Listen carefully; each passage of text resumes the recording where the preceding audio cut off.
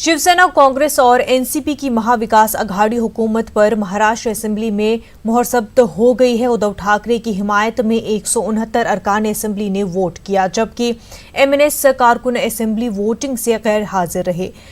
MIM और left के 3 अरकान असेंबली ने किसी के हक में वोट नहीं दिया। महाराष्ट्र असेंबली से बीजेपी के अरकान असेंबली ने वॉकआउट कर दिया। इस दरमियान स्पीकर ने ऐवान के दरवाजे को बंद करने के लिए कहा। बीजेपी ने इल्जाम लगाया कि प्रोटेम स्पीकर की तकर्री ज़ाब्तों के मुताबिक नहीं की गई है। देवेंद्र फडणवीस ने बड़े दिल से ये आज शुरुआत करनी थी। आज ऑपोजिशन में बैठने की तैयारी उनकी होनी चाहिए थी। लोगों के सामने खुले दिल से उद्धव ठाकरे जी का स्वागत करना था। इसके बजाय छोटी छोटी तांत्रिक मुद्दों पर लेकर उन्होंने बहस शुरू की, वो ठीक नहीं। और हाउस छोड़ के भाग गए। उनको फेस करना उनको पॉसिबल नहीं था, उसके भाग गए वहां से। भगोड़ा बनने की कोई जरूरत नहीं थी। लड़ना था तो पूरी ताकत से लड़ते। ये तो भगोड़े निकले। गवर्नर के पास जा रहे हैं बकायदा कंप्लेंट करने के लिए। जरूर, वी आर एब्सोल्युटली डेमोक्रेटिक। हमारी तरफ से कभी भी विरोधकों की आवाज दबाई नहीं जाएगी। विरोधक का मान सम्मान ही होगा। और हमारे जो भी विरोधक है, हमारा पर्सनल वेंडेटा नहीं है। जो भी विरोधक है, हमारी लड़ाई विचारों की है, वैयक्तिक बिल्कुल पर्सनल नहीं है।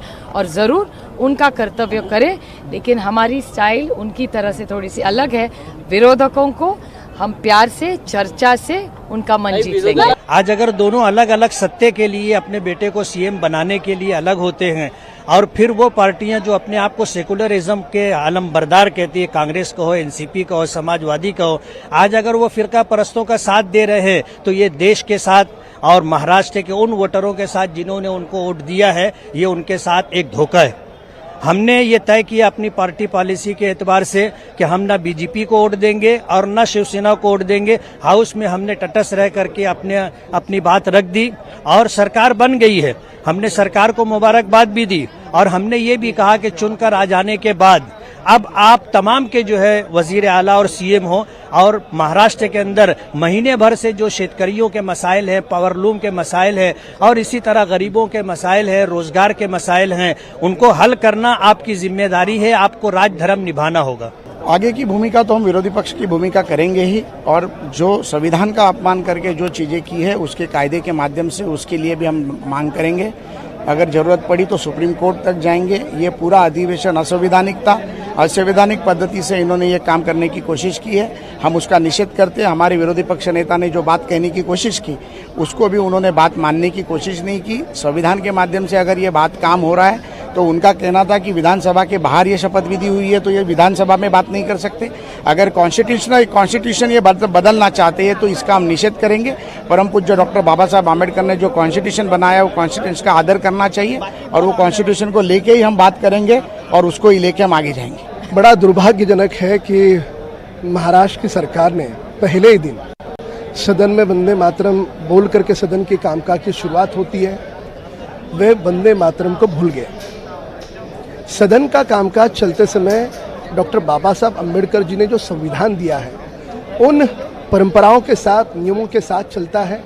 आज सीधे तौर पे संविधान की हत्या कर करके वो कामकाज करने का प्रयास कर रहे थे। वहाँ पर हमारे नेता देवेंद्र फडणवीस जी ने कुछ बातें रखने का प्रयास किया, नियम बताने का प्रयास किया। इतना होने के बावजूद भी उन्हें बोलने नहीं दिया। पूरे तरह से नियमों को तोड़ करके इस प्रकार से अगर वो नंबर प्रस्तुत करते हैं तो संविधान के लिए हत्या करके इस प्रकार का काम वो कर रहे हैं, दुर्भाग्यजनक है। हम इसकी कठोर निंदा करते हैं। महाविकास अघाड़ी के जरिए फ्लोर टेस्ट पास किए जाने के बाद एनसीपी लीडर नवाब मलिक ने मीडिया से खिताब किया। जिस तरह से शपथ विधि को लेकर सवाल खड़े किए जा रहे हैं, राज्यपाल महोदय संवैधानिक पद पे है, उन्होंने शपथ दिलवाई, उन्होंने मान्यता दी। कई राज्यों में कई बार मंत्रियों ने गलत शपथ ली तो बीच में टोका गया, दोबारा शपथ दिलाई गई। कुल मिला के शपथ विधि को राज्यपाल महोदय ने मान्यता देने के बाद भारतीय जनता पार्टी उस पर सवाल खड़ा कर रही थी। प्रोटेम स्पीकर की जो नियुक्ति हुई है वो भी राज्यपाल महोदय की मान्यता से हुई। जो मतदान हुआ है वो सुप्रीम कोर्ट के निर्देशानुसार हुआ। जो विधानसभा का सत्र बुलाया गया वो राज्यपाल महोदय की मान्यता से बुलाया गया, फिर भी भारतीय जनता पार्टी इसलिए उस पर सवाल खड़ा कर रही थी कि उनके पास नंबर नहीं थे। 119 का दावा उनका खोखला साबित हो गया। जो अपक्ष विधायक थे निर्दलीय, वो कई गैर हाजिर रहे। 105 से ज़्यादा उनके पास नंबर नहीं थे, इसलिए उनका दावा झूठा साबित हो रहा था। इसलिए उन्होंने वॉकआउट करने का, भागने का निर्णय लिया और महाराष्ट्र की जनता ने देखा कि बीजेपी जो झूठ बोल रही थी, आज उनका झूठ बेनकाब हो गया।